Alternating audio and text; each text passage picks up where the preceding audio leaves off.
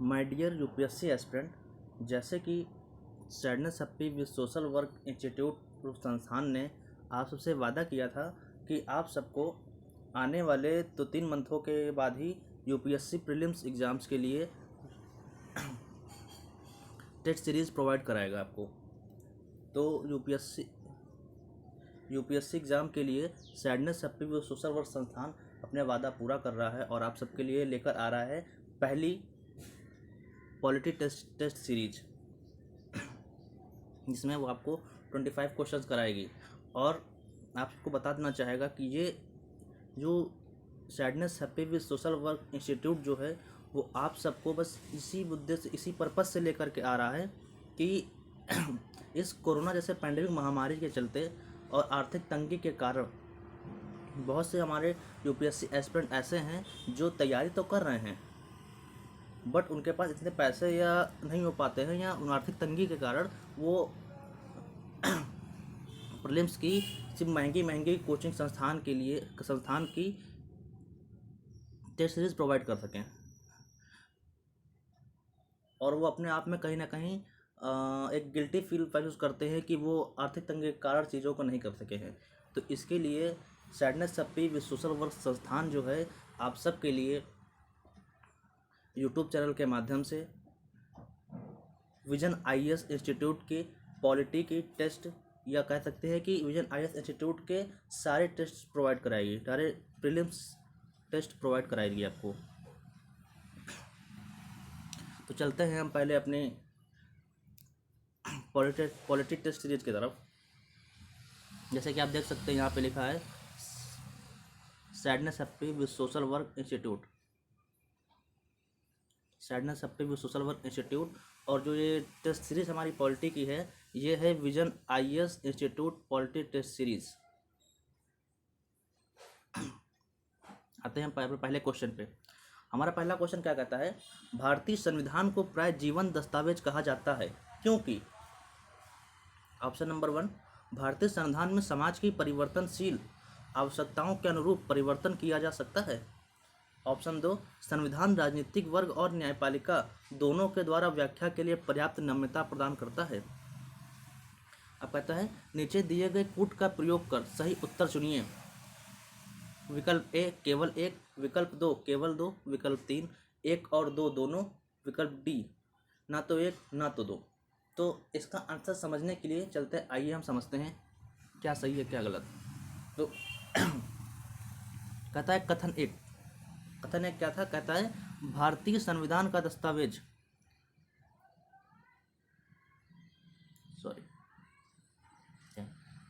क्या कहता है, भारतीय संविधान का दस्तावेज एक पवित्र दस्तावेज है परंतु यह स्थैतिकी नहीं है। इसमें समाज की आवश्यकता अनुसार परिवर्तन किए जा सकते हैं। स्वतंत्रता पश्चात समाज की आवश्यकता अनुसार अनेक संशोधन प्रावधान और विधियां निर्मित की गई हैं। कथन एक कहता है कि हमारा जो भारतीय संविधान है वो एक पवित्र दस्तावेज है, इसमें स्थैतिकी नहीं है, मतलब ये फिक्स नहीं रखा गया है। इसमें समाज की आवश्यकता से जैसे समाज आगे बढ़ेगा उसमें परिवर्तन होंगे, वैसे वैसे हमारा संविधान में भी परिवर्तन किए जा सकते हैं वर्तमान समय की स्थिति परिस्थितियों को देखते हुए। तो पहला कथन ये कहता है। आते अपने दूसरे कथन पर। दूसरा कथन क्या कहता है कि संविधान के प्रवर्तन के समय से ही राजनीतिक वर्ग और न्यायपालिका दोनों के द्वारा इनकी विधिक व्याख्याएं की गई हैं।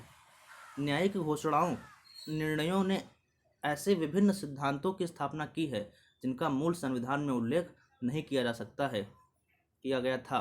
उदाहरण के रूप में मूल ढांचे का सिद्धांत।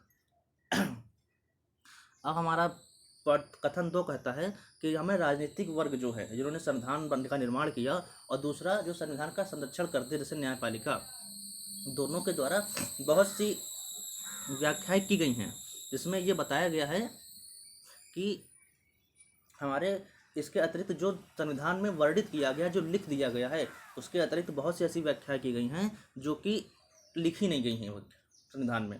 जैसे कि मूल ढांचे का सिद्धांत आप सब जानते ही होंगे कि 24 अप्रैल 1973 को केशवानंद भारती मामला केस का मुकदमा का फैसला आया था, जिसमें सर्वोच्च न्यायालय ने मूल ढांचे के सिद्धांत का प्रतिपादन किया था। मूल ढांचा क्या है इसको फिक्स नहीं किया गया है, ये समय के साथ साथ परिवर्तन होता रहता है और आवश्यकता अनुसार मूल ढांचे के रूप में परिवर्तित हो जाता है। तो ऑप्शन नंबर फर्स्ट पे आते हैं।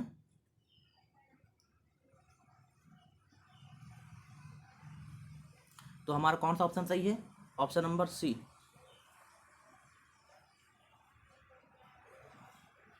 ऑप्शन नंबर सी हमारा सही है। आइए अब चलते हैं अपने दूसरे क्वेश्चन की तरफ। दूसरा क्वेश्चन कहता है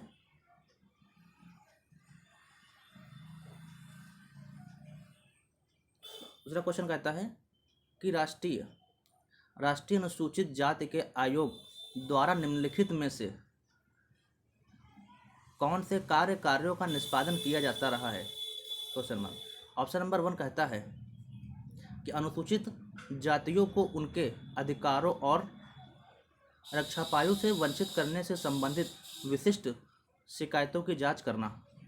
ऑप्शन नंबर 2 कहता है कि सरकारी नौकरियों में अनुसूचित जातियों के लिए आरक्षण की मात्रा में वृद्धि और कमी का निर्धारण करना। ऑप्शन नंबर 3 कहता है कि अनुसूचित जातियों से में संबंधित सरकारी कर्मचारियों की सूची तैयार एवं अद्यतित करना तथा आरक्षित कोटे के माध्यम से प्रोन्नति हेतु उनके नामों की अनुशंसा करना। नीचे दिए गए कूट का प्रयोग कर सही उत्तर चुनिए। ऑप्शन नंबर ए कहता है केवल 1, ऑप्शन नंबर 2 कहता है केवल 2, ऑप्शन नंबर 3 कहता है केवल 3, ऑप्शन नंबर 4 कहता है कि 1, 2 और 3। चलिए देखते हैं इसका उत्तर क्या है समझने के लिए। यहाँ बात किसकी हो रही है? राष्ट्रीय अनुसूचित जाति आयोग द्वारा किए गए कार्यों के उनके कार्य क्या हैं, आगे समझने का कोशिश करते हैं कि कार्य क्या हैं। तो कहते हैं राष्ट्रीय अनुसूचित जाति आयोग के कार्य निम्नलिखित हैं। नंबर 1, राष्ट्रीय अनुसूचियों के कार्य के लिए संवैधानिक और अन्य कानूनी रक्षापायों से संबंधित सभी विषयों का अन्वेषण और अनुवीक्षण करना तथा ऐसे रक्षोपायों के कार्यान्वयन का मूल्यांकन करना। पॉइंट 2 कहता है अनुसूचित जातियों को उनके अधिकारों और रक्षापायों से वंचित से संबंधित विशिष्ट शिकायतों की जांच करना। इसलिए कथन 1 सही है। मतलब जो हमारा ये पॉइंट 2, ये जो हमारा अनुसूचित जातियों को उनके अधिकारों और रक्षापायों से वंचित करने से संबंधित वाला जो पॉइंट है, ये हमारा उसी में पॉइंट दिया गया है क्वेश्चन के रूप में। तो मतलब कथन 1 हमारा सही होता है। आइए पॉइंट 3 क्या कहता है?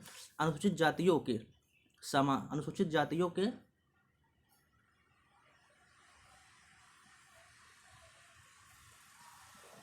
पॉइंट 3 क्या कहता है?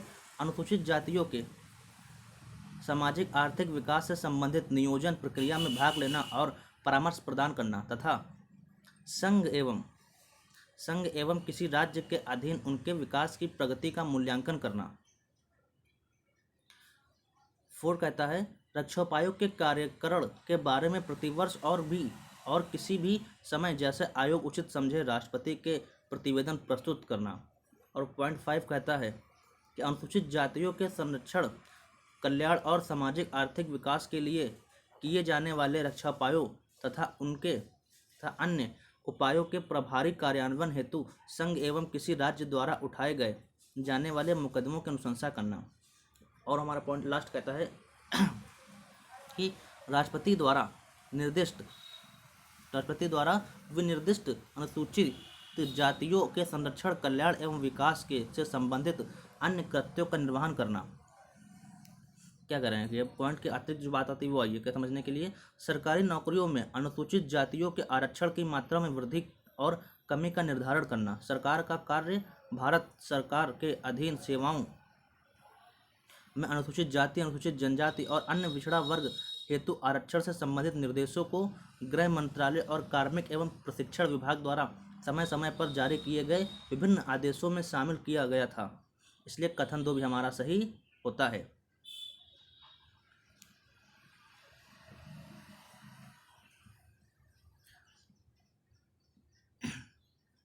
नेक्स्ट पढ़ते हैं। नेक्स्ट पॉइंट क्या है? अनुसूचित जातियों के कर्मचारियों को प्रोन्नति से संबंधित मामलों पर कार्मिक एवं प्रशिक्षण विभाग द्वारा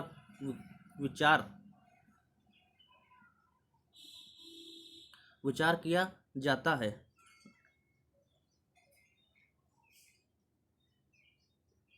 अतः अनुसूचित जाति आयोग द्वारा इस प्रकार की सूची तैयार की नहीं की जाती है, इसलिए कथन 3 जो हमारा है वो सही नहीं है।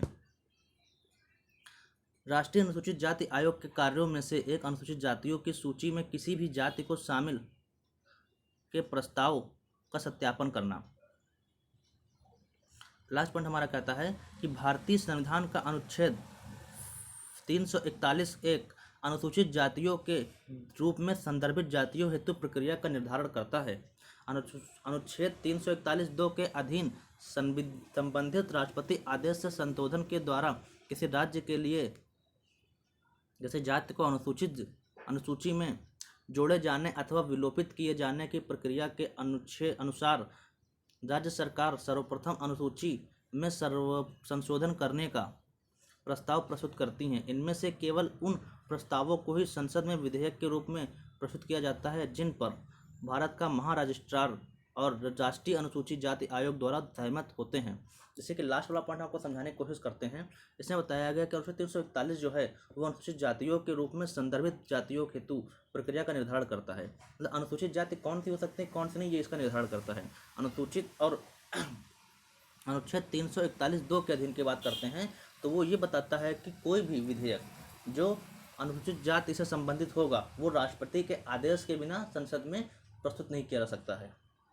पहले राष्ट्रपति के सहमति उसमें जरूरी होगी, उसके बाद ही कोई विधेयक जो होगा वो संसद में प्रस्तुत किया जाएगा। तो इसके अगर विकल्प की बात करें तो उसका उत्तर कौन सा होगा?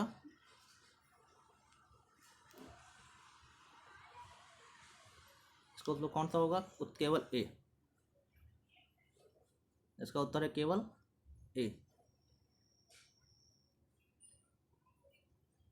चलिए बढ़ते हैं अपने तीसरे प्रश्न की तरफ। तीसरा प्रश्न कहता है भारत के संविधान के तहत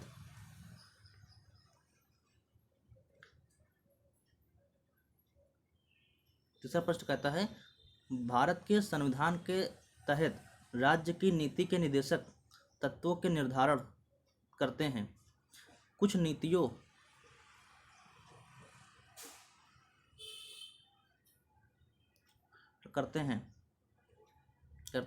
कुछ नीतियां जिन्हें सरकार द्वारा अपनाया जाना चाहिए, लक्ष्य एवं उद्देश्य जिन्हें हमें एक समाज के रूप में अपनाना चाहिए, मूल अधिकारों से इतर लोगों को प्रदत्त कुछ मूल अधिकार। नीचे दिए गए कूट का प्रयोग कर सही उत्तर चुनिए।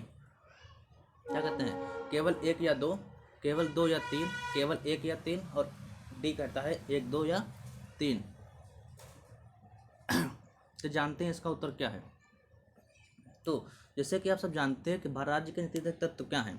अनुच्छेद 36 से भारतीय संविधान के अनुच्छेद 36 से अनुच्छेद 51 तक हमारे नीति निर्देशक तत्व हैं और नीति निर्देशक जो तत्व हैं वो गांधी जी के सिद्धांतों पर आधारित हैं। एक हिसाब से कहें तो ये नीति निर्देशक तत्व जो है हमारे भारतीय लोगों को प्राप्त मौलिक अधिकार ही हैं, लेकिन इन्हें फिक्स नहीं रखा गया है। ये सरकार की मर्जी पे छोड़ दिया गया है कि सरकार इन्हें पूरा करने का प्रयास करेगी। जबकि मौलिक अधिकार क्या होते हैं? हमारे फिक्स होते हैं, वो मिलेंगे ही मिलेंगे। उन्हें सरकार भी या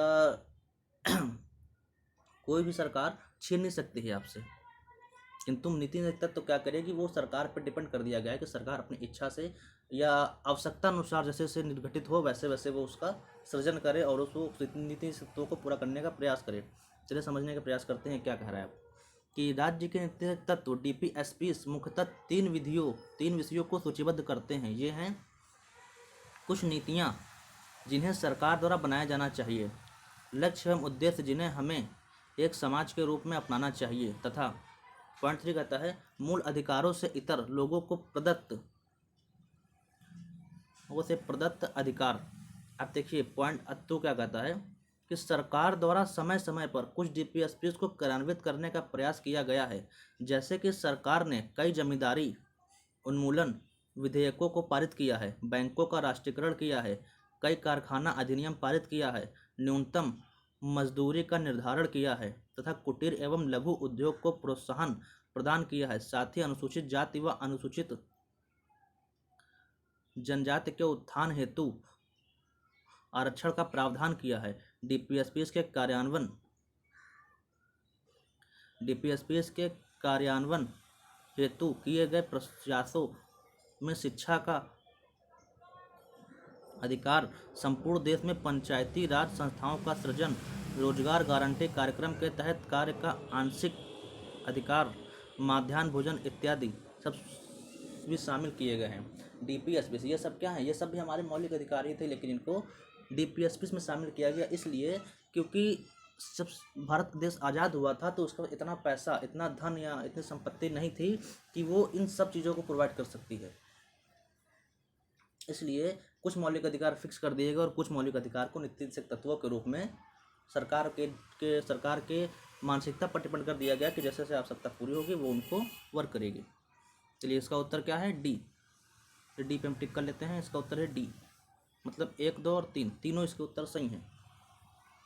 चलिए आगे बढ़ते हैं हम तो चौथे क्वेश्चन की तरफ। आइए, चौथा क्वेश्चन क्या कहता है? भारत में फेडरेशन अर्थात संघ के संदर्भ में निम्नलिखित कथनों पर विचार कीजिए। तो पहला ऑप्शन हमारा क्या है? इसमें स्वतंत्र न्यायपालिका और द्विसदनीय व्यवस्था संबंधी विशेषताएं निहित है। पॉइंट 2 कहता है भारतीय संविधान में फेडरेशन शब्द का कहीं भी प्रयोग नहीं किया गया है। इसे प्रकृति में अर्धसंघी के रूप में वर्णित किया गया है। अब वो कहते हैं कि उपयुक्त कथनों में से कौन सा से कथन सही हैं? तो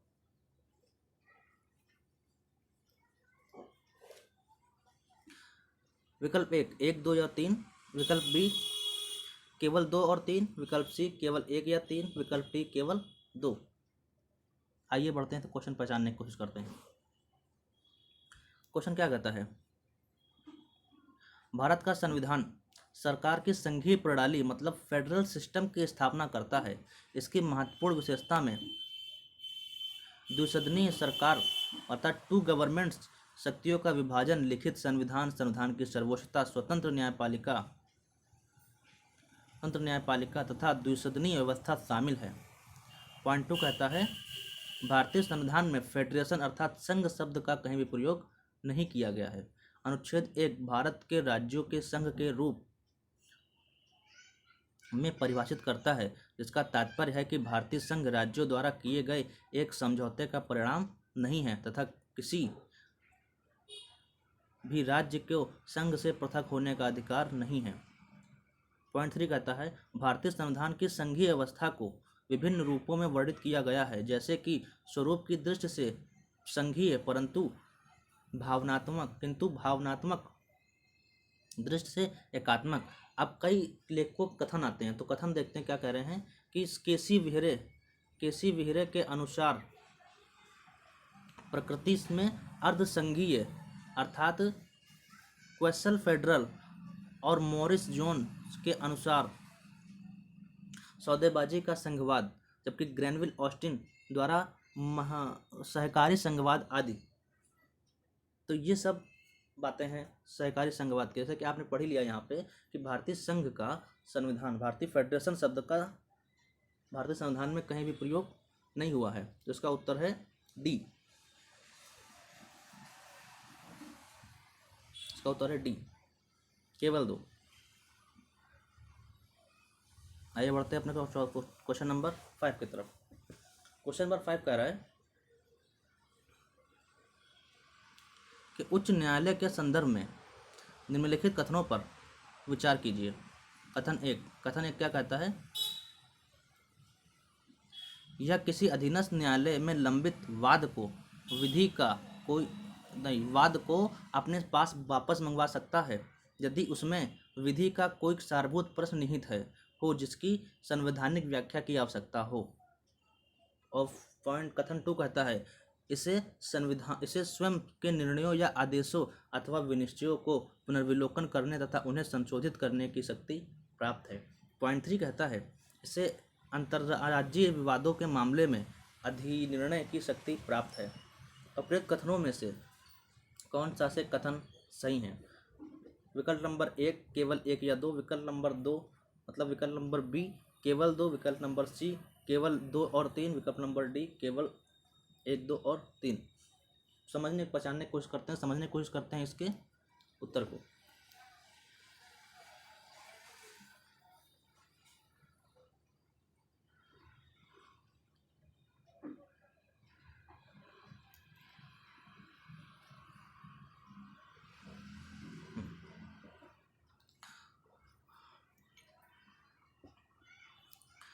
उत्तर नंबर 5 क्या कह रहा है? उच्च न्यायालय को अधीनस्थ न्यायालय पर प्रशासनिक नियंत्रण तथा अन्य शक्तियां प्राप्त होती हैं। इसमें निम्नलिखित शामिल हैं। उच्च न्यायालय को अधीनस्थ न्यायालय, जो उच्च न्यायालय हैं, जो हाई कोर्ट हैं, उनको जो अधीनस्थ न्यायालय जो स्टेट में होते हैं, जो डिस्ट्रिक्ट लेवल पर होते हैं, उनके जो न्यायालय होते हैं उन पर क्या बोल रहे हैं कि प्रशासनिक और अन्य शक्तियां होती हैं। उनमें निम्नलिखित शामिल हैं। कौन कौन से देखते हैं। क्या कह रहा है कि जिला न्यायाधीश, जिला न्यायाधीश की नियुक्ति, पद स्थापना, प्रोन्नति तथा राज्य न्यायिक सेवा में किसी व्यक्ति जिला न्यायाधीश से भिन्न की नियुक्ति के संबंध में राज्यपाल उच्च न्यायालय को परामर्श करता है। पॉइंट नंबर 2 पे आइए। पॉइंट नंबर 2 कहता है कि यह राज्य न्यायिक सेवा के सदस्यों, जिला न्यायाधीशों के अतिरिक्त की पदस्थापना, प्रोन्नति, अवकाश, स्वीकृति, स्थानांतरण और अनुशंसा के मामले को भी देखता है। पॉइंट नंबर 3 कहता है कि यह किसी अधीनस्थ न्यायालय में लंबित वाद को अपने पास मंगवा सकता है यदि इसमें विधि का कोई सारभूत प्रश्न निहित हो जिसकी संवैधानिक व्याख्या की आवश्यकता हो, या तो ऐसे वाद का स्वयं निपटारा कर सकता है या विधि के प्रश्न को निर्धारित कर सकता है और अपने निर्णयों के साथ अधीनस्थ न्यायालय को वापस भेज सकता है। इसलिए कथन 1 जो है वो सही है। अब हम आते हैं अपने कथन नेक्स्ट पॉइंट की तरफ। नेक्स्ट पॉइंट कहता है कि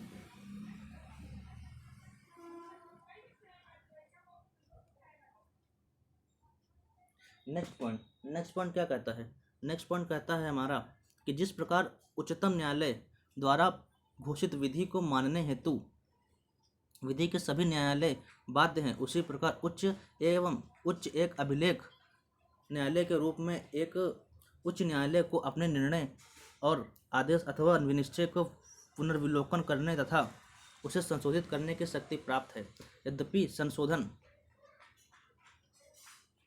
यद्यपि संविधान द्वारा इसे पुनर्विलोकन की कोई विशिष्ट शक्ति प्राप्त नहीं की गई है।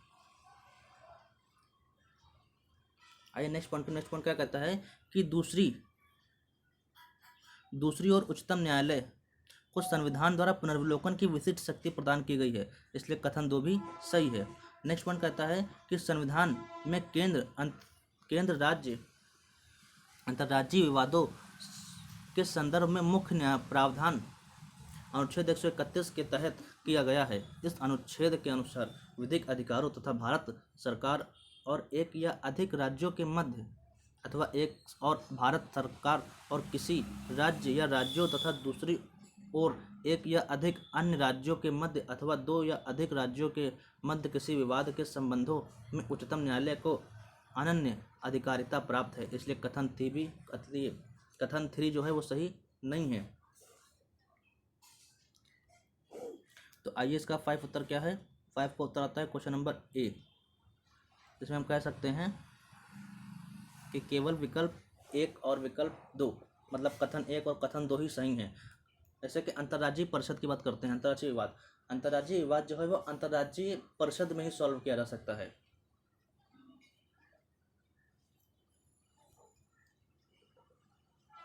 आइए बढ़ते हैं आगे क्वेश्चन नंबर 6 की तरफ। क्वेश्चन नंबर 6 कहता है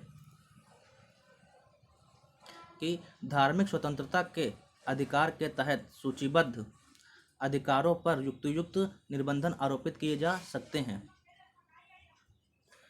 अब विकल्प कथन नंबर 1 क्या कहता है कि लोक व्यवस्था के आधार पर, स्वास्थ्य के आधार पर, सदाचार के आधार पर। आप ये बात कर रहे हैं कि धार्मिक स्वतंत्रता, जैसे कि जानते हैं हमारा आर्टिकल 25 धार्मिक स्वतंत्रता को लेकर बात करता है। तो उसी बता रहे धार्मिक स्वतंत्रता तो मूल अधिकार है हमारा, लेकिन इन्होंने युक्त निर्बंधन की बात की है। धार्मिक स्वतंत्रता के अधिकार पे अगर कोई युक्त निर्बंधन मतलब समाज के कल्याण के लिए कुछ अनुचित वर्क हो रहा होता है तो उसे युक्त निर्बंधन के अंतर्गत सीमित किया जा सकता है, हटाया नहीं जा सकता, सीमित किया जा सकता है। तो उसी के लिए हो रहा है कि किन किन कारणोंवश उसे सीमित किया जा सकता है, ऐसे कौन से रीजन्स हैं जब वो धार्मिक स्वतंत्रता के अधिकार को सीमित कर सकती है। तो विकल्प कथन नंबर 1 कह रहा है कि लोक व्यवस्था के आधार पर, कथन नंबर 2 कह रहा है कि स्वास्थ्य के आधार पर, कथन नंबर 3 कह रहा है सदाचार के आधार पर। कह रहा है नीचे दिए गए कूट का प्रयोग कर सही उत्तर चुनिए। ए केवल 1, बी केवल 2 और 3, सी केवल 2, 1 और 3, डी के 1, 2 और 3। तो ये समझते हैं इसका उत्तर क्या है। इसका उत्तर कहता है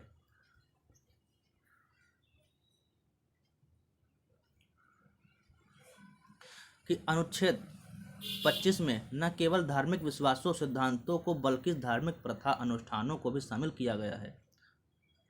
हालांकि ये अधिकार सभी व्यक्तियों, नागरिकों और साथ ही गैर नागरिकों के लिए उपलब्ध हैं। यद्यपि ये अधिकार लोक व्यवस्था, सदाचार, स्वास्थ्य और मूल अधिकारों से संबंधित अन्य प्रावधानों के अधीन हैं।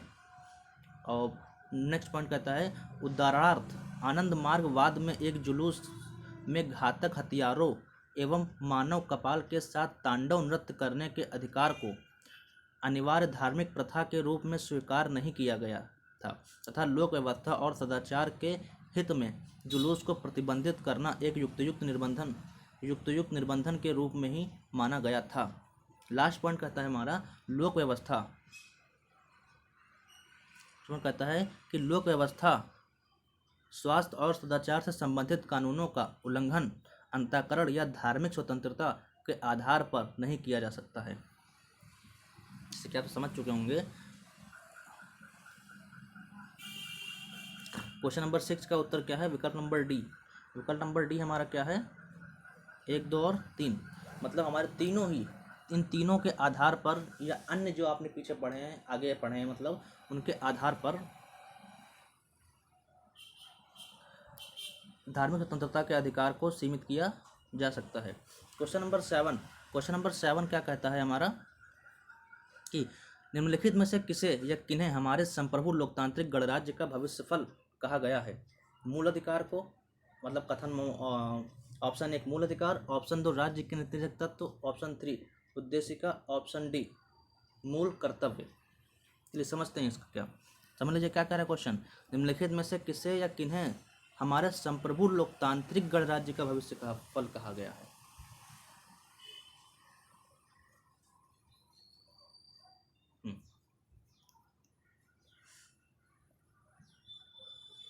क्वेश्चन नंबर 7 क्या कहता है, उत्तर देखिए उसका। उद्देशिका शब्द संविधान के परिचय का प्रस्तावना और संदर्भित करता है। इसमें संविधान का सारतत्व तथा संक्षिप्त विवरण निहित है। एक प्रतिष्ठित विधिवेत्ता और संवैधानिक विशेषज्ञ N.A. पालकीवाला ने उद्देशिका को संविधान का परिचय पत्र कहा है। क्या बोल रहे हैं, उद्देशिका को संविधान का परिचय पत्र कहा है। किसने कहा है, A.N. पालकीवाला ने। नेक्स्ट पॉइंट क्या कहता है, संविधान सभा की प्रारूप समिति के एक सदस्य K.M. मुंशी के अनुसार उद्देशिका हमारे संप्रभु लोकतांत्रिक गणतंत्र का भविष्य फल है। ये देखिए पिछली बात जो कही गई वो है। नेक्स्ट पॉइंट क्या कहता है, संविधान सभा के एक सदस्य सर अल्लादी कृष्णा स्वामी अय्यर जिनकी संविधान निर्माण में एक महत्वपूर्ण भूमिका थी के अनुसार संविधान की उद्देशिका हमारे स्वप्नों एवं विचारों का प्रतिनिधित्व करती है। समझ में आ गया आप लोगों को। तो हमारा विकल्प का क्या था, विकल्प था मूल अधिकार, राज्य की नीतिगत तत्व, उद्देशिका और मूल कर्तव्य। तो हमारा उत्तर क्या सही हो रहा है, हमारा उत्तर सही हो रहा है विकल्प नंबर सी उद्देशिका। आते हैं अपने क्वेश्चन नंबर 8 पर। क्वेश्चन नंबर 8 क्या कह रहा है हमारा कि भारतीय संविधान का अनुच्छेद 20 स्व अभिशंसन के विरुद्ध संरक्षण प्रदान करता है।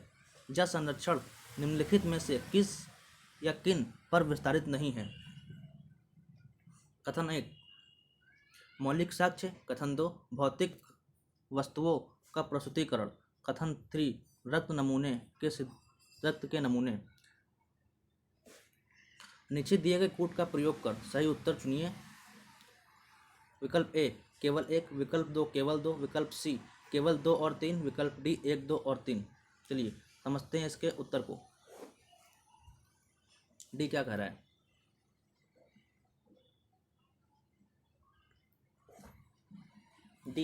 डी हमें समझाने का प्रयास कर रहा है कि भारतीय संविधान का अनुच्छेद 20 किसी अभियुक्त, चाहे वह नागरिक हो या विदेशी व्यक्ति, अथवा किसी व्यक्ति जैसे कि कंपनी का एक नियम को मनमाने या अत्यधिक दंड दिए जाने के विरुद्ध संरक्षण प्रदान करता है। इसके अंतर्गत 3 प्रावधान सम्मिलित किए गए हैं। नंबर 1, 3 संविधान पीढ़ के नंबर 1 क्या कहता है? कोई भूतलक्षी प्रभाव वाली विधि नहीं है। नंबर 1, कोई व्यक्ति किसी अपराध हेतु तब तक दोष सिद्ध नहीं ठहराया जाएगा जब तक कि उसने ऐसा कोई कार्य करने के समय जो अपराध के रूप में आरोपित है किसी प्रदत्त विधि का अतिक्रमण नहीं किया है, या 2, उसने अधिक शास्ति का भागी नहीं होगा जो उसे अपराध के लिए किए जाने के समय प्रदत्त विधि के अधीन आरोपित की जा सकती है। पॉइंट 3 कहता है, मतलब 2 पॉइंट कहता है, एक पॉइंट हमारा समझ लीजिए, इस पॉइंट के अंतर्गत ये बिंदु आते हैं। पॉइंट 2 क्या कह रहा है कि दोहरी क्षति नहीं की जा सकती है। किसी व्यक्ति को एक ही अपराध हेतु एक बार से अधिक अभियोजित और दंडित नहीं किया जाएगा। स्व अभिशंसन नहीं। तो कह रहा है कि पहले पॉइंट नंबर 1 क्या कहता है हमारा? पॉइंट नंबर 1 कह रहा है कि किसी अपराध के लिए अभियुक्त को स्वयं अपने विरुद्ध साक्षी होने हेतु बाध्य नहीं किया जा सकता है। पॉइंट नंबर 2 कहता है स्व अभिशंसन के विरुद्ध संरक्षण मौखिक और प्रलेखीय दोनों प्रकार के साक्ष्यों में प्राप्त होते हैं। मतलब स्व अभिशंसन का मतलब हुआ कि किसी भी व्यक्ति को या किसी भी दोषी व्यक्ति को या किसी भी अपराधी व्यक्ति को या किसी भी गिरफ्तार किए गए व्यक्ति को स्वयं अपने ही विरुद्ध साक्षी मतलब गवाह बनने के लिए बाध्य नहीं किया जा सकता है। हाँ, पॉइंट 2 कहता है यह संरक्षण विस्तारित नहीं होता है। पॉइंट नंबर 1, भौतिक वस्तुओं के अनिवार्य प्रस्तुतिकरण पर अंगूठे के निशान, हस्ताक्षर एवं रक्त जांच की अनिवार्यता पर, पहचान पुष्टि के लिए शरीर या उसके किसी भाग को दिखाए जाने की अनिवार्यता पर। इसके अतिरिक्त इसका विस्तार केवल आपराधिक कार्यवाहियों तक हो सकता है, न कि सिविल कार्यवाहियों या उन कार्यवाहियों तक जो आपराधिक प्रकृति के नहीं हैं। समझ चुके होंगे आप कि क्या बात हो रही है। क्या बात हुई? भारतीय संविधान का अनुच्छेद 20 स्व अभिशंसन के विरुद्ध। स्व अभिशंसन का अर्थ समझ में आ गया होगा कि किसी भी व्यक्ति स्वयं के लिए या स्वयं के विरुद्ध गवाह के रूप में बाध्य न करना। अनुच्छेद 20 यही कहता है हमारा। तो उत्तर नंबर क्या है हमारा? उत्तर नंबर है हमारा सी। उत्तर नंबर सी, केवल 2 और 3। मतलब रक्त के नमूने इसमें काम नहीं आएंगे। जैसे कि आपने सबसे नीचे पढ़ा था, ये देखिए नीचे वाले में। क्वेश्चन नंबर 9 क्या कहता है?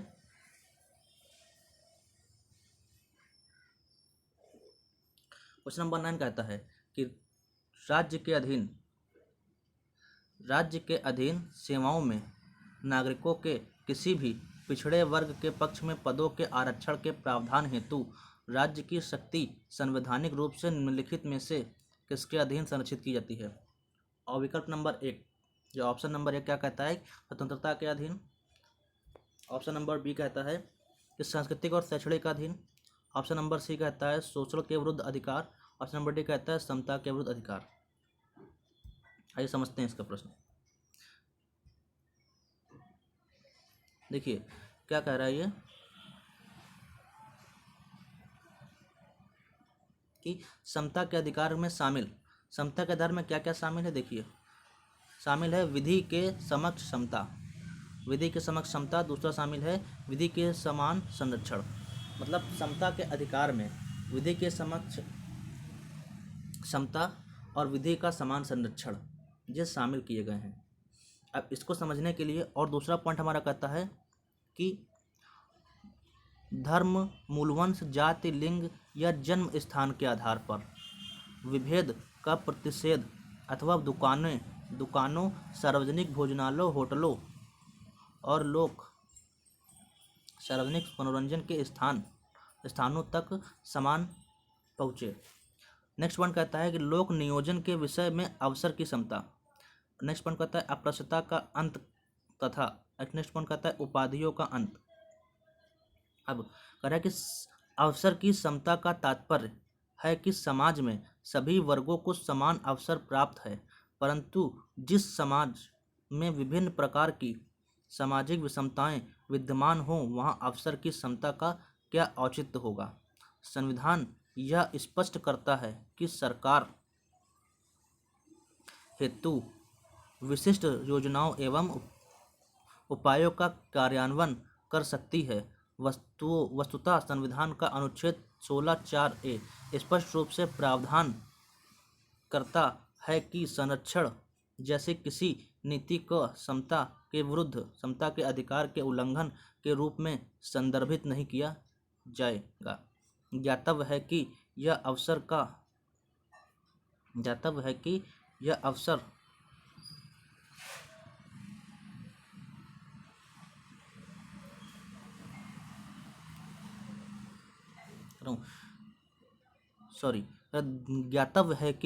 अवसर की समता के अधिकार की पूर्ति हेतु अत्यंत आवश्यक है।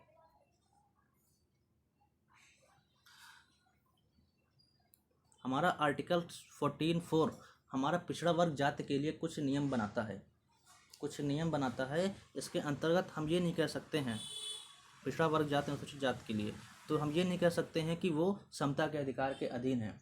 इसमें स्पष्ट कर दिया गया है कि हमारे समाज के वो लोग जो कमज़ोर वर्ग से हैं, जो पिछड़े हैं, उनको बराबरी में लाने के लिए, समता के अधिकार को समक्ष लाने के लिए उन्हें कुछ विशेष छूट दी जा सकती है सरकार के द्वारा। तो हमारा विकल्प नंबर सही है डी। समता के अधिकार के अंतर्गत हमारा ये रखा गया है। क्वेश्चन नंबर 10 पे आइए। क्वेश्चन नंबर 10 कहता है हमारा, भारतीय संविधान के अनुच्छेद 33 के संदर्भ में निम्नलिखित कथनों पर विचार कीजिए। कथन 1, अनुच्छेद 33 के अधीन विधि निर्माण की शक्ति केवल संसद को प्राप्त है, न कि राज्य विधानमंडलों को। और कथन 2 कहता है कि अनुच्छेद 33 के तहत विधि निर्माण को किसी भी न्यायालय में किसी मूल अधिकार के उल्लंघन में संबंध में चुनौती नहीं दी जा सकती है। और कथन 3 कहता है कि अनुच्छेद 33 के तहत निर्मित विधि में केवल सशस्त्र बलों के युद्धक कर्मचारी और अधिकारियों को शामिल किया गया है। अब उपयुक्त कथनों में से कौन से कथन सही हैं? ए केवल एक या दो, बी केवल 2 और 3, सी केवल 2, 1 और 3, डी 1, 2 और 3। आइए समझते हैं। उधर कहता है कि अनुच्छेद 33 संसद को सशस्त्र बलों, अर्धसैनिकों बलों, पुलिस बलों, खुफिया एजेंसी और इन्हीं के समरूप बलों के सदस्यों के मूल अधिकारों पर युक्त प्रतिबंध आरोपित करने का अधिकार प्रदान है। इसका मतलब हुआ कि अनुच्छेद 33 कहता है कि जो लोग सरकार के अंडर में काम करते हैं, सरकार के अंडर में काम करने वाले कुछ एजेंसियां, जैसे कि क्या क्या बताई गई हैं कि सशस्त्र बलों, अर्धसैनिक बलों, पुलिस बलों, खुफिया एजेंसी और इन्हीं के समरूप। अगर हम बात करें कि हमारी आर्मी एजेंसी रॉ वगैरह हो गई, CBI वगैरह हो गई, IP वगैरह हो गई, और जो हमारे आसपास काम आप सब देखा होगा पुलिस के भी कुछ मौलिक अधिकारों को उनके जॉब के अंतर्गत सीमित कर दिया जाता है। उसी की बात की गई है। आगे बढ़िए, क्या कह रहा है कि इस प्रावधान का उद्देश्य उनके कर्तव्यों के उचित निष्पादन को सुनिश्चित करना है और उनके मध्य अनुशासन को बनाए रखना है। अनुच्छेद 33 तहत विधि निर्माण की शक्ति केवल संसद को प्राप्त है, राज्य विधानमंडल को नहीं, इसलिए कथन एक सही है। मतलब अनुच्छेद एक सही है। क्यों कह रहा है कि विधि निर्माण मतलब विधि नियम बनाने की शक्ति, इस तरह के अनुच्छेद 33 के अंतर्गत नियम बनाने की जो शक्ति है वो केवल और केवल संसद के पास है, राज्य विधानमंडल के पास नहीं। पॉइंट 2 कहता है कि अनुच्छेद 33 के तहत निर्मित विधि को किसी भी न्यायालय में किसी मूल अधिकार के उल्लंघन से संबंध में चुनौती नहीं दी जा सकती है, इसलिए कथन 2 सही है। कथन 2 भी सही हो गया। क्या कह रहा है कि 33 के अंतर्गत अगर विधि कोई निर्मात होती है, कोई विधि के न्यायालय में किसी मूल अधिकार के उल्लंघन के, मतलब अगर जैसे कोई हमारा सर्विस है, कोई भी व्यक्ति इन जो एजेंसी बताई गई है अर्धसैनिक बलों, पुलिस बलों या खुफिया एजेंसी वगैरह में अगर जॉब करता है या उसमें शामिल है तो उसके अधिकार सीमित कर दिए जाएंगे और वो व्यक्ति न्यायालय में जाकर मुकदमा नहीं कर सकता है कि उसके अधिकारों को सीमित कर दिया गया है। जैसे कि संघ बनाने का अधिकार 19 के अंतर्गत जो आता है। और पॉइंट 3 क्या कह रहा है, और देखिए इसके आगे क्या बोल रहा है कि तदनुसार संसद ने सैन्य अधिनियम 1950, नौसेना अधिनियम 1950, वायुसेना अधिनियम 1950, पुलिस बल अधिकारों का निबंधन 1966, सीमा सुरक्षा बल अधिनियम इत्यादि विधान अधिनियम किए गए हैं। ये अभिव्यक्ति की स्वतंत्रता, संगठन बनाने के अधिकार, श्रमिक संघों या राजनीतिक संगठनों का सदस्य बनने के अधिकार, प्रेस के साथ संचार स्थापित करने के अधिकार, सार्वजनिक बैठकों या प्रदर्शनों में शामिल होने के अधिकार आदि पर निर्बंधन लगा दिए गए हैं। देखिए इन सब चीज़ों पर निर्बंधन लगे हुए हैं कि वो प्रेस के साथ संचार नहीं कर सकते हैं, संगठन नहीं बना सकते हैं, श्रमिक या राजनीतिक संगठन नहीं बना सकते हैं, अभिव्यक्ति की स्वतंत्रता जैसे 19 में आर्टिकल 19 भारतीय संविधान के आर्टिकल 19 में बोलने की अभिव्यक्ति की स्वतंत्रता प्राप्त है, वो भी रोक, उन पर भी उन्हें रोक लगा रखी है। दूसरा सार्वजनिक बैठकों या प्रदर्शनों में शामिल होने का अधिकार, सब क्या है, उनके अधिकार को सीमित कर दिया गया है। अब लास्ट वन कहता है सशस्त्र बलों के सदस्य अभिव्यक्ति या आशय है कि इसमें सशस्त्र बलों के गैर युद्धक अर्थात नॉन कॉम्बाटेंट कार्मिक को जैसे कि नाई, बढ़ई, मिस्त्री, बावर्ची, चौकीदार, मोची, दर्जी आदि को भी शामिल किया गया है, इसलिए कथन 3 सही नहीं है। जैसे क्या समझ चुके होंगे, क्या सही है इसमें, कथन ए सही है। मतलब केवल 1 और 2 ही सही हैं, बाकी नहीं। तो आइए क्वेश्चन नंबर 11 पे, क्वेश्चन नंबर 11 की तरफ चलते हैं अपने हम। क्वेश्चन नंबर 11 क्या कहता है हमारा कि निम्नलिखित में से कौन से कर्मचारी अधिकारी केंद्रीय प्रशासनिक न्यायाधिकरण के क्षेत्राधिकार के अंतर्गत शामिल हैं। न्यायाधिकरण के संबंध में बात करते हैं तो न्यायाधिकरण जो हमारा होता है वो एक हिसाब से न्यायालय ही होता है, लेकिन ये डिस्ट्रिक्ट लेवल के स्तर पर बनाए गए न्यायाधिकरण होते हैं। इन्हें भी न्यायालय की तरह कुछ सीमित शक्तियाँ प्राप्त होती हैं, लेकिन देखते हैं कथन क्या है। का फर्स्ट कथन क्या कह रहा है कि कथन नंबर 1 उच्चतम न्यायालय के अधिकारी और कर्मचारी, कथन नंबर 2 संसदीय सचिवालय के कर्मचारी, कथन नंबर 3 अखिल भारतीय सेवाओं के अधिकारी, कथन नंबर 4 रक्षा सेवाओं के सिविलियन कर्मचारी। अब नीचे दिए गए कूट का प्रयोग कर सही उत्तर चुनिए। कथन नंबर 1 विकल्प ऑप्शन 1 क्या कहता है कि केवल 1, 2 और 3, विकल्प 2 कहता है केवल 2 और 3, विकल्प 3 कहता है 3 और 4, विकल्प 4 कहता है, मतलब डी कहता है कि केवल 1, 2 और 4। चलिए समझते हैं क्या कह रहा है।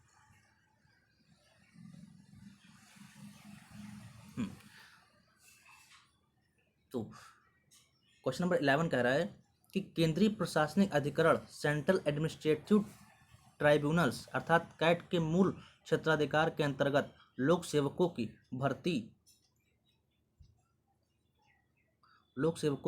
भर्ती और उनकी सेवा से संबंधित सभी मामले शामिल हैं। इनके अधिकार क्षेत्र के अंतर्गत अखिल भारतीय सेवाओं, केंद्रीय नागरिक सेवाओं केंद्र के अधीन सिविल पदों और रक्षा सेवाओं के सिविलियन कर्मचारी को सम्मिलित किया गया है। हालांकि रक्षा सेवाओं के सदस्य सदस्यों, एक अधिकारी अथवा उच्चतम न्यायालय के कर्मचारी और संघीय सचिवालय के कर्मचारी को इसमें सम्मिलित नहीं किया गया है। मूल रूप से कैट के आदेशों के विरुद्ध अपील केवल उच्चतम न्यायालय के ही दायर की जा सकती है, उच्च न्यायालय में नहीं। हालांकि उच्च न्यायालय में नहीं।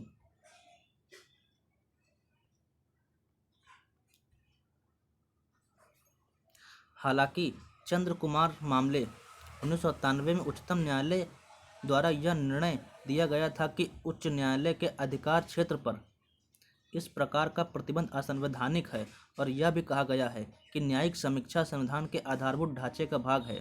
यह निर्धारित किया गया है कि केंद्रीय प्रशासनिक अधिकरण के आदेशों के विरुद्ध संबंधित उच्च न्यायालय की खंडपीठ में भी अपील की जा सकती है। जैसा कि चंद्र कुमार बनाम 1997 का मामले आया था, तो उच्चतम न्यायालय मतलब सर्वोच्च न्यायालय ने यह बताया था कि उच्च न्यायालय पर इस प्रकार का निर्बंधन लगाना कि उच्च न्यायालय में अधिकरण के विरुद्ध या असंवैधानिक है, नहीं किया जा सकता है। उन्होंने यह भी बताया कि न्यायिक समीक्षा संविधान का आधारभूत ढांचे का भाग है। निर्धारित किया गया कि केंद्रीय प्रशासनिक अधिकरण के आदेश, जो केंद्रीय प्रशासनिक अधिकरण के जो आदेश हैं, उनके विरुद्ध उच्च न्यायालय में भी मुकदमा, उच्च न्यायालय की खंडपीठ में भी अपील की जा सकती है। इसलिए हमारा विकल्प सही है, विकल्प सी। विकल्प सी क्या कहता है? विकल्प सी है 2, 3 और 4, केवल 3 और 4, मतलब अखिल भारतीय सेवाओं के अधिकारी। चौथा कहता है कि रक्षा सेवाओं के सिविलियन कर्मचारी। आइए क्वेश्चन नंबर 12 कहता है हमारा कि यदि क्वेश्चन नंबर 12 कहता है कि यदि सशस्त्र विद्रोह के आधार पर राष्ट्रीय आपातकाल घोषित किया जाता है, तो इस स्थिति में विकल्प एक नहीं कह सकते, कथन एक कह रहा है कि अनुच्छेद 19 के तहत प्रदत्त मूल अधिकार स्वतः निलंबित हो जाते हैं। कथन 2, मूल अधिकारों के प्रवर्तन हेतु न्यायालय में समावेशन करने के अधिकार को राष्ट्रपति निलंबित कर सकता है। कथन 3, अनुच्छेद 21 और 22 के अंतर्गत प्रदत्त मूल अधिकारों के प्रवर्तन को निलंबित नहीं किया जा सकता है। उपयुक्त कथनों में से कौन सा से कथन सही हैं? ऑप्शन ए केवल 1 और 3, ऑप्शन बी केवल 2, ऑप्शन सी केवल 2 और 3, ऑप्शन डी जो हमारा कहता है वो है 1, 2 और 3। चलिए समझते हैं।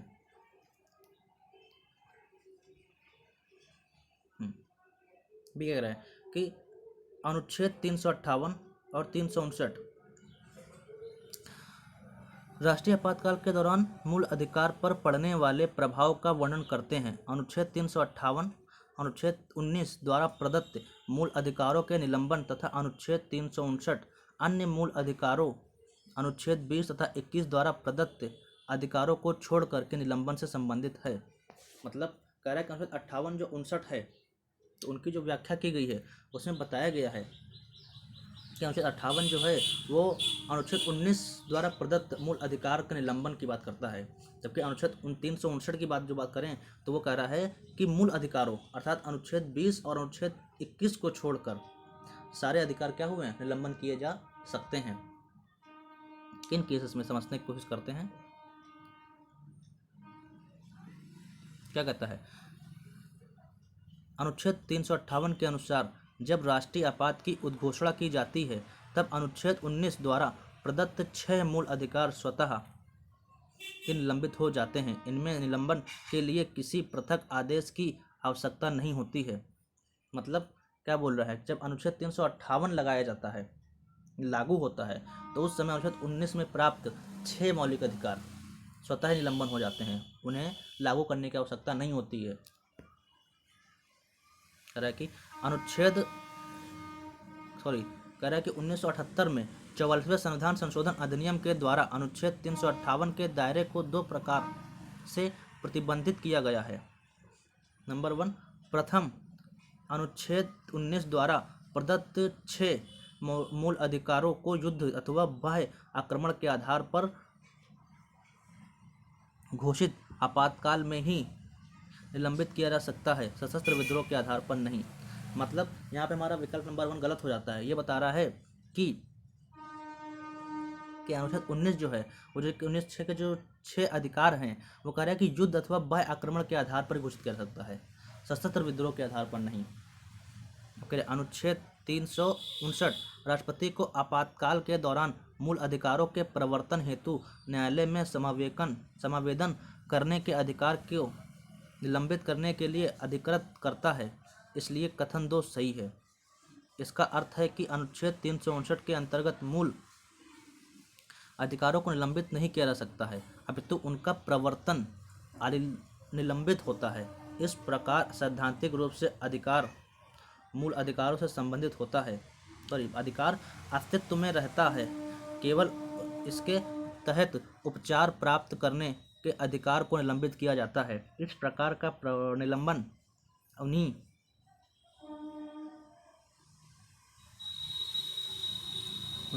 मूल अधिकारों से संबंधित होता है जिन वर्णन राष्ट्रपति के आदेश में होता है। इसके अतिरिक्त यह निलंबन आपातकाल की अवधि अथवा आदेश के वर्णित अल्प अवधि हेतु लागू हो सकता है तथा निलंबन का आदेश संपूर्ण देश अथवा देश के किसी भाग पर लागू हो सकता है। इसे संसद की स्वीकृति के लिए प्रत्येक सदन में प्रस्तुत करना होता है। पॉइंट 3 कहता है कि 1978 के 44वें संविधान संशोधन अधिनियम के तहत अनुच्छेद 359 के दायरे पर 2 प्रकार के प्रतिबंध आरोपित किए गए हैं। अनुच्छेद 359 के दायरे की बात हो रही है और 1978 के 44वें संविधान संशोधन के अंतर्गत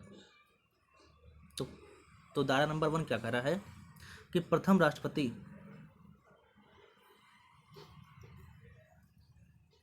दायरा नंबर 1 कहता है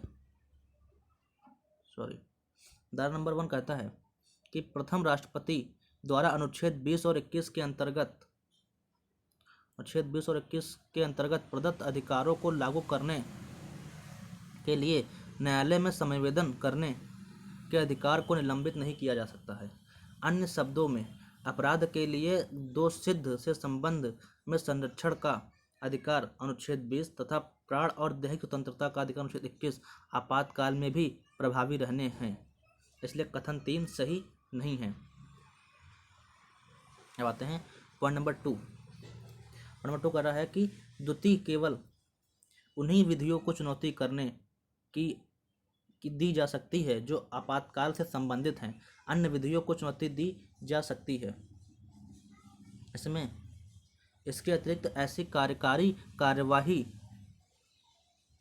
को भी चुनौती से संरक्षण प्राप्त है जिन्हें ऐसी विधि के अंतर्गत संचालित किया गया है।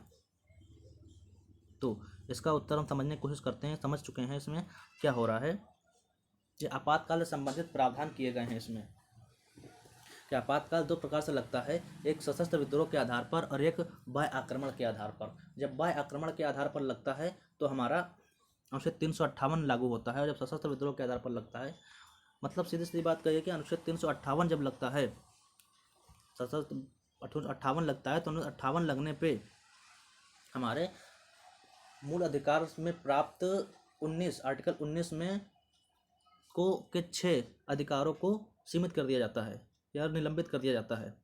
सीमित करने मतलब है कुछ अधिकार, लेकिन निलंबित करने का अर्थ यहाँ पे होता है कि वो रोक ही दिए गए हैं पूरी तरीके से।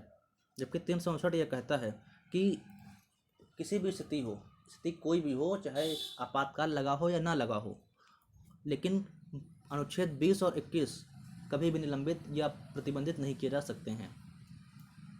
चलिए ठीक है, इसका उत्तर क्या है? इसका उत्तर है बी।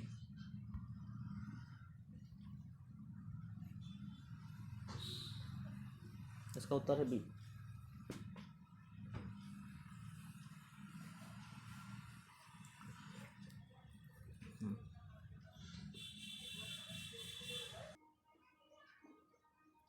तो आइए चलते हैं अपने नेक्स्ट क्वेश्चन की तरफ। नेक्स्ट क्वेश्चन क्या कहता है हमारा? नेक्स्ट क्वेश्चन नंबर 13 कहता है कि भारत में पंचायत का चुनाव लड़ने का अधिकार है संवैधानिक अधिकार, सांविधानिक अधिकार, विधिक अधिकार या मूल अधिकार। चलिए समझते हैं। तो क्वेश्चन नंबर 13 का आंसर क्या कहता है, समझने का प्रयास करते हैं। क्या कहता है कि भारतीय संविधान प्रत्येक नागरिक को अपने प्रतिनिधि का चुनाव करने और प्रतिनिधि के रूप में चुने जाने का अधिकार प्रदान करता है। ध्यातव्य है कि चुनाव लड़ने का अधिकार, मतदान का अधिकार और मतदान के अयोग्य व्यक्ति द्वारा मताधिकार के प्रयोग के विरुद्ध आपत्ति को व्यक्त करने का अधिकार इत्यादि सभी अधिकार और दायित्व संविधि द्वारा निर्मित किए गए हैं। नेक्स्ट पॉइंट कहता है हमारा कि उच्चतम न्यायालय ने जन प्रतिनिधित्व अधिनियम 1951 के कुछ प्रावधानों की संवैधानिक वैधता की जांच करते हुए जावेद एवं अन्य बनाम हरियाणा राज्य और अन्य 2003 में यह निर्णय दिया था कि चुनाव लड़ने का अधिकार न तो मूल अधिकार है न ही सामान्य विधिक अधिकार, बल्कि यह संविधि द्वारा प्रदत्त अधिकार है। इस प्रकार संविधान में भाग 9 के आलोक में पंचायत में किसी पद के लिए चुनाव लड़ने का अधिकार संवैधानिक अधिकार कहा जा सकता है। जैसे कि आप सब समझ ही चुके होंगे, इसका आंसर क्या है। 13 का आता नंबर है ए, आंसर है 13 का ए। चलिए पढ़ते हैं नेक्स्ट क्वेश्चन तरफ। नेक्स्ट क्वेश्चन क्या कहता है हमारा, नेक्स्ट क्वेश्चन कहता है कि भारत सरकार के संसदीय स्वरूप की विशेषता या विशेषता निम्नलिखित में से कौन सी हैं या हैं। विशेषता नंबर 1, भारतीय संसद की संप्रभुता। विशेषता नंबर 2, नाममात्र की और वास्तविक कार्यपालिका। विशेषता नंबर 3, कार्यपालिका का विधायिका के प्रति सामूहिक उत्तरदायित्व। जैसा कि हम आगे समझाने से पहले आपको बता देना चाहेंगे कि भारत में संसदीय स्वरूप की बात करते हैं। संसदीय स्वरूप का अर्थ होता है कि भारत में द्विसदनीय कार्यपालिका है, द्विसदनीय व्यवस्था है। द्विसदनीय व्यवस्था की बात करें, इसमें एक वास्तविक कार्यपालिका होती है और एक नाममात्र कार्यपालिका होती है। ठीक है, हमारे भारत में ब्रिटेन से अलग संविधान की सर्वोच्चता रखी गई है, जबकि ब्रिटेन में संसदीय सर्वोच्चता है। इसलिए ऑप्शन नंबर ए यहाँ पे आपको खुद ही समझ में आ रहा होगा कि गलत है, क्योंकि यहाँ पे लिखा है भारतीय संसद की सर्वोच्च संप्रभुता अर्थात सर्वोच्चता, किंतु भारत में संसद की सर्वोच्चता नहीं है। संसद की सर्वोच्चता ब्रिटेन में है, भारत में संविधान की सर्वोच्चता है। इसलिए ऑप्शन नंबर ए तो ऑलरेडी गलत ही हो गया आपका। चलिए हम दिखा देते हैं, समझने का प्रयास करते हैं आगे। चलिए क्वेश्चन नंबर 14 क्या कर रहा है आपका।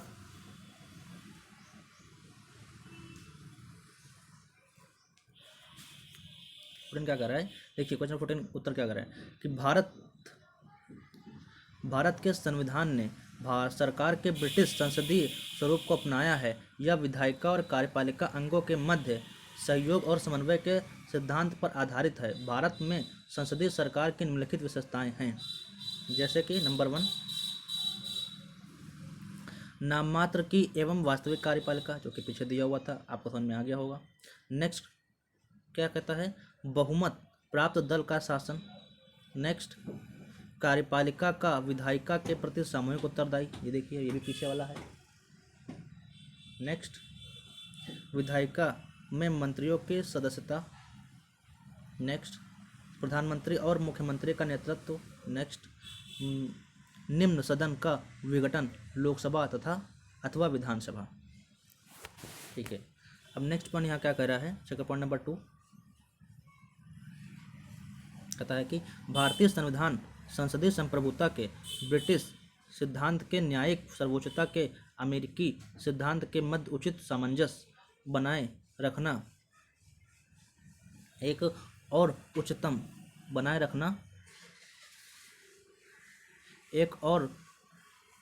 उच्चतम न्यायालय न्यायिक समीक्षा की शक्ति के माध्यम से संसदीय विधायिका विधियों को असंवैधानिक घोषित कर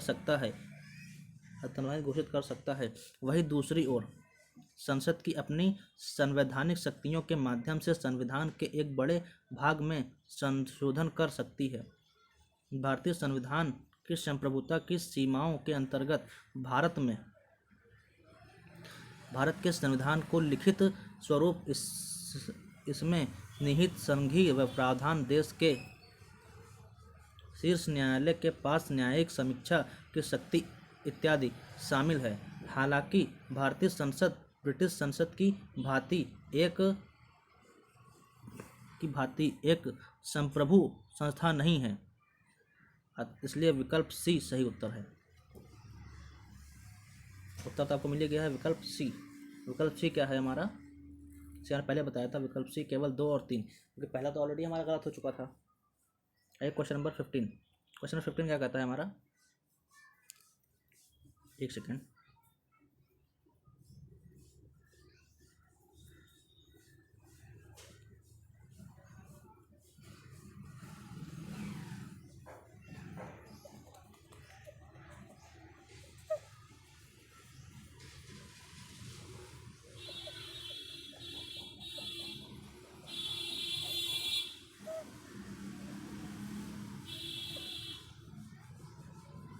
आइए क्वेश्चन नंबर 15 तक चलते हैं।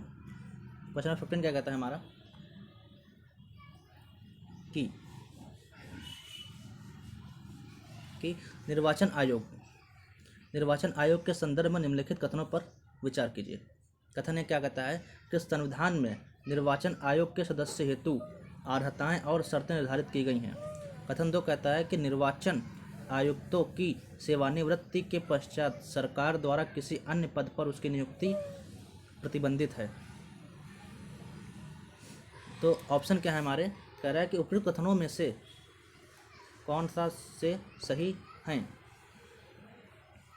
ऑप्शन नंबर ए क्या कहता है, नंबर ए कह रहा है कि केवल एक। ऑप्शन नंबर 2 कह रहा है केवल 2। ऑप्शन नंबर बी कहता है 1 और 2 दोनों। ऑप्शन सी कहता है ना तो 1 ना तो 2। चलिए समझने का प्रयास करते हैं। बात हो रही है निर्वाचन आयोग के संदर्भ की, तो निर्वाचन आयोग के संदर्भ में बात हो रही है। तो कह रहे हैं कि संविधान द्वारा निर्वाचन आयोग की स्वतंत्रता एवं निष्पक्षता सुनिश्चित की गई थी। हालांकि पॉइंट नंबर 1 कह रहा है कि निर्वाचन आयोग के सदस्यों की अर्हता विधिक, शैक्षणिक, प्रशासनिक व न्यायिक संविधान में निर्धारित नहीं की गई है, इसलिए कथन 1 सही नहीं है। पॉइंट 2 कहता है कि संविधान में निर्वाचन आयोग के सदस्यों के कार्यकाल का प्रलेख नहीं किया गया है। पॉइंट 3 कहता है कि निर्वाचन आयुक्तों के सेवानिवृत्ति के पश्चात सरकार द्वारा किसी अन्य पद पर उसकी नियुक्ति पर रोक नहीं लगाई है, इसलिए कथन 2 सही नहीं है। अर्थात इसकी बात करें क्वेश्चन नंबर 15, तो आप समझ चुके हैं क्वेश्चन नंबर 15 क्या कह रहा है हमारा। क्वेश्चन नंबर 15 का विकल्प नंबर डी सही है, मतलब ना तो 1 ना तो 2। मतलब कह सकते हैं कि निर्वाचन आयोग के संदर्भ में संविधान के निर्वाचन आयोग के सदस्यों हेतु अर्हताएं और शर्तों को निर्धारित नहीं किया गया है। दूसरा कह रहा है निर्वाचन आयुक्तों के सेवानिवृत्ति के पश्चात भी निर्वाचन आयोग के सदस्य होंगे, वो नियुक्ति पर प्रतिबंध नहीं लगा हुआ है, वो अन्य सर्विस भी कर सकते हैं।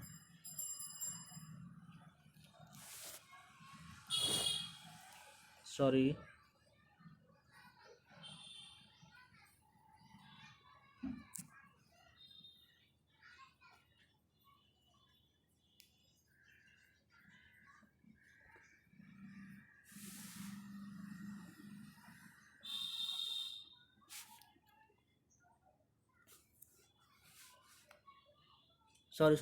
वो कुछ अलग टच हो गया तो इसे कारण ये मिस्टेक हो गई है।